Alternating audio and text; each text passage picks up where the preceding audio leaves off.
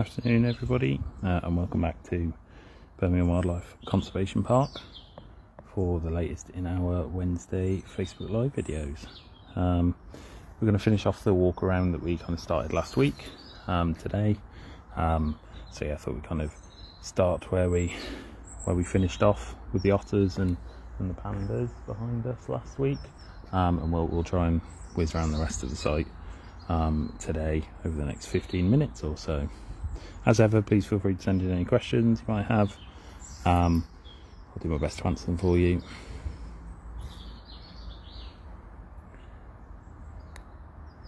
Just watch one of our otters having a good juggle there. A little pebble to start juggling with.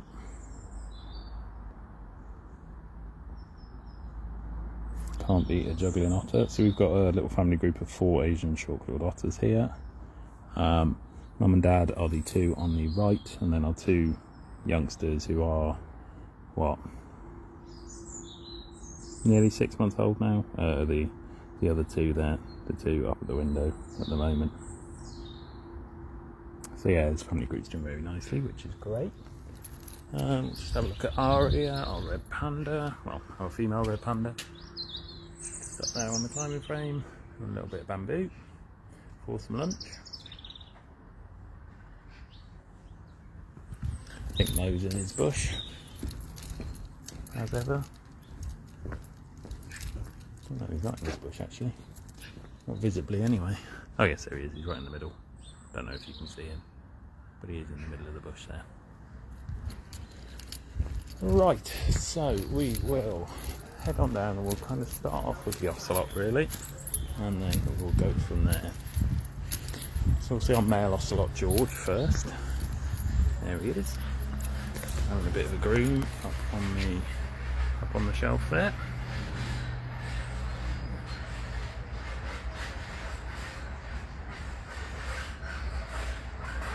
So George is getting on a bit now. He's 11 years old now. So yeah, he's getting on a little bit now, which is good. And we'll whiz round to the female now as well. And see Mila, see what she's up to.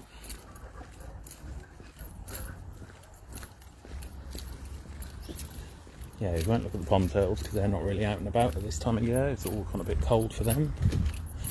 So yeah, we'll try and have a quick look at Mila, our female ocelot, who last I saw she was indoors on a shelf indoors. Yes, she is up there. I don't know if you can see her there. She is just on the shelf there.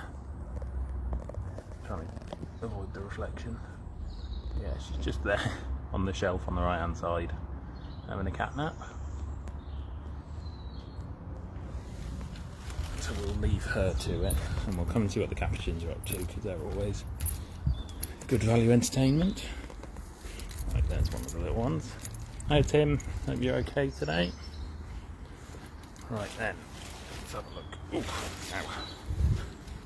See what these capuchins are up to.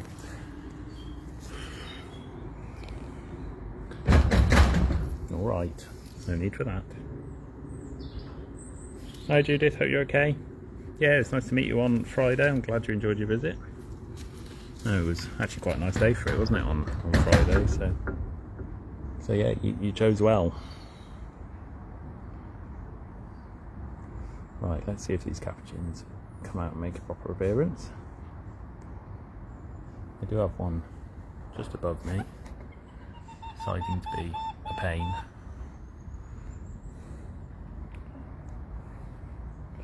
So yeah, we do have a couple of them out and about. We've got a nice little group of 8 capuchins, I do believe, yellow-breasted capuchins, as this species is known.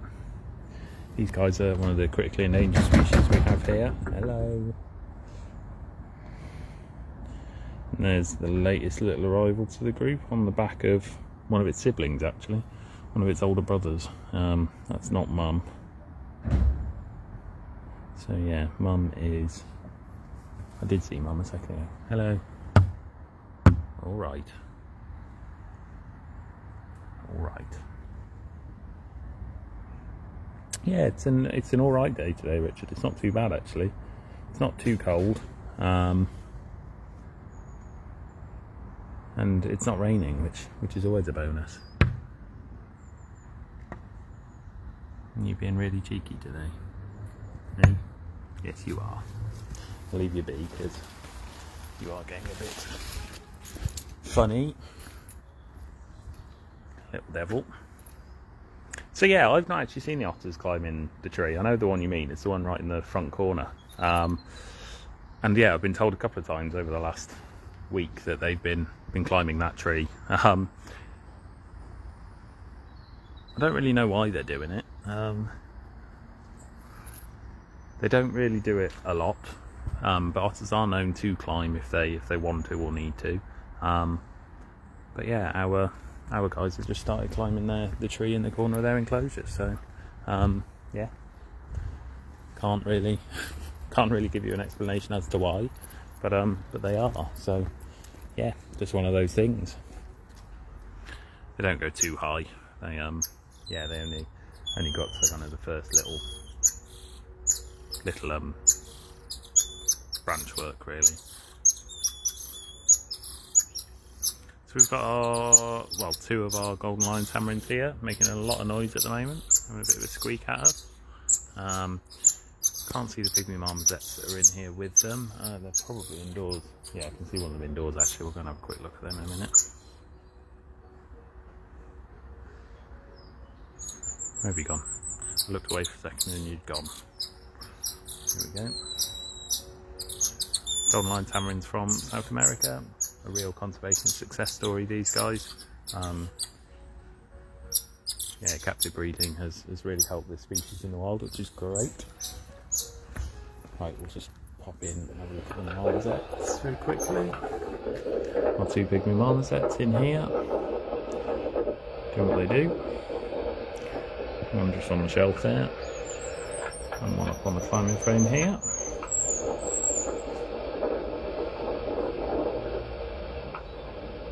Trying to scare us off by flashing their back ends at us, which is rather rude. Ah, there you go, Lauren. Yeah, I think everyone's seen it other than me at the moment. But there you go. It's the way of it, I believe.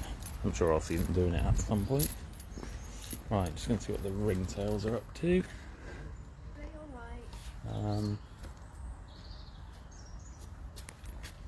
I can just see a tail up there, but yeah, I think they're all asleep up in that corner at the moment. It is siesta time. Yeah, I can see a pile of lemurs up in that corner. I think you can just about see their stripy tails up there. Yeah, they're all having a bit of a snooze, bless them. Say it's the siesta time at this time of day, so yeah, just having a bit of a chill out.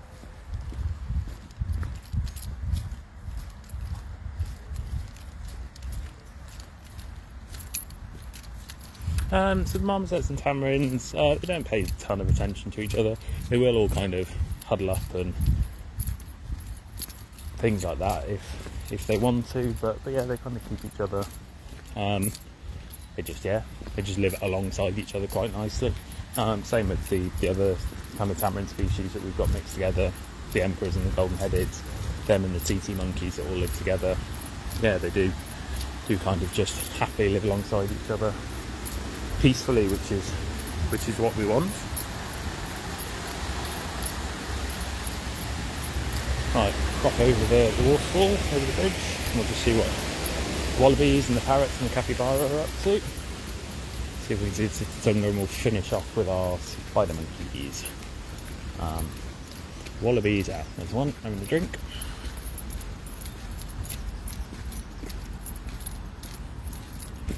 See what we can happen. Well, let's see if we can see what they're up to. We'll have a look at the parrots first, actually, because they are quite up front at the moment. Our two eclectus parrots, male on the left, female on the right. Even though they do look very different, they are the same species. Sorry, Tim. Hopefully, it's not too much of an issue if the signal keeps freezing. I don't seem to have any issues on my end today, so yeah, hopefully it's not a major issue for everybody. So the main benefits, Lorna, are, well, for the animals it's a little bit of interspecies enrichment, as we call it, so living alongside and with and kind of in the same area as other species, means that they've kind of got that enrichment of being able to interact with other species. Like I say, most of the time it's a positive thing. Sometimes you do get not issues between them, but you get a more dominant species, and even that's really enrichment, because it's, you know, it's having to keep themselves kind of mentally stimulated in that respect. So from the animal point of view, it is mainly that kind of interspecies enrichment. It's kind of more what they'd be used to in the wild. Obviously you wouldn't just live in an area with just your species. So yeah, it is trying to replicate that as well. And that really kind of leads on to another benefit, which is the education side for the public who come and visit us. You know, showing animals that live together from the same area, showing how they can kind of live alongside each other, and how they, you know, how they interact with one another as part of kind of a wider ecosystem. So yeah, you get benefits from both the animals' point of view and the public's point of view as well, which is really good. It's kind of what you want to do. Mixed species exhibits are very good. They're a good way of keeping your animals stimulated and teaching the public as well. So yeah, it's a good thing to be doing. So yeah, one of our wallabies has just had a drink, eaten a leaf and jumped away. We've got our little family group of wallabies there. I think we've got 3 at the moment. You can see our capybara, or 3 girls, who are just here. Oops, there we go.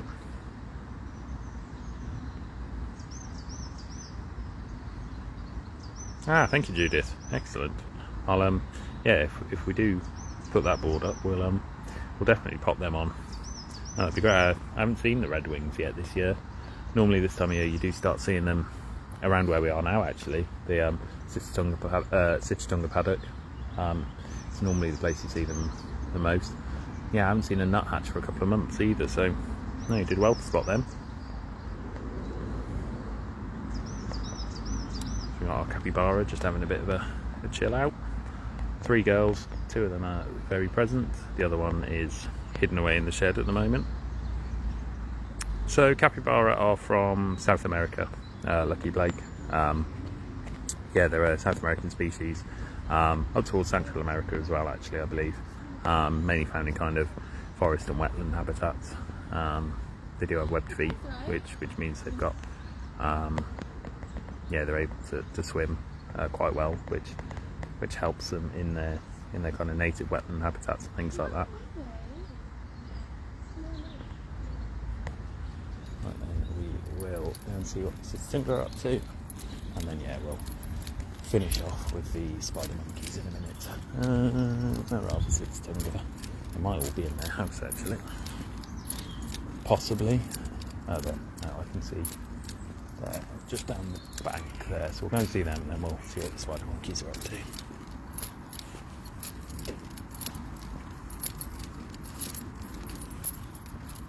So yeah, we've got our little group of 3 Sitchatunga, our big male, and then the 2 females as well. So like the parrots we've just seen, this is a species that shows what we call sexual dimorphism, where the males and the females look different. The males are larger, darker brown in colour, and obviously they've got their big horns as well, whereas the females are smaller, more of an orangey brown colour, and have no horns. So these guys are an African species.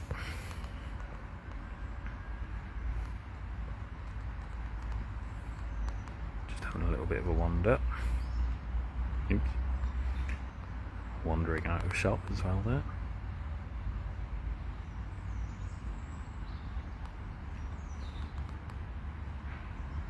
The male seems to be taking quite a bit of interest in this female, but you can see there the size difference between them when they stood next to each other. He is a much bigger animal compared to the females.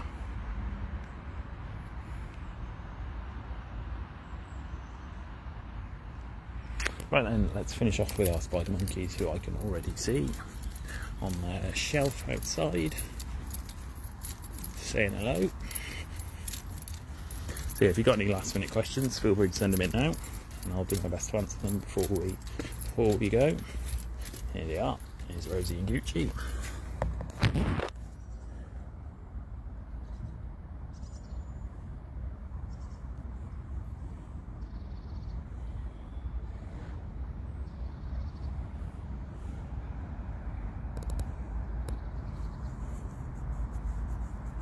Oh, it's very interesting, Richard.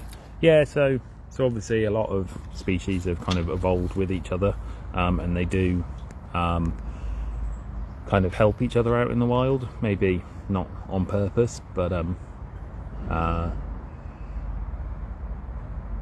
of coincidentally. There are species that do help each other out for their own benefits and things like that as well. But yeah, that zebra and giraffe one's quite interesting. I suppose it depends on space really for getting them together, if that makes sense. Yeah, if obviously the safari parks and things that are able to offer large expanses of space can put them together. I suppose smaller collections that have got both species that just haven't got the space to put them together, but have the space to kind of have them separately, if that makes sense. That's probably the reason they do that, but yeah, no, it's a very interesting one.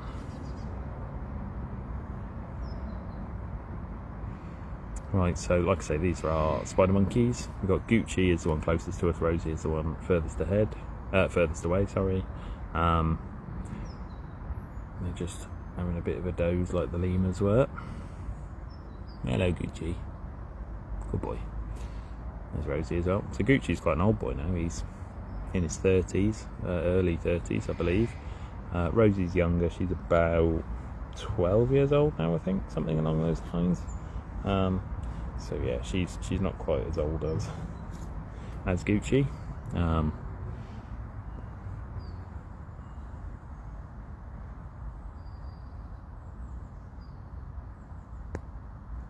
Right then, guys, I think we will call it a day there.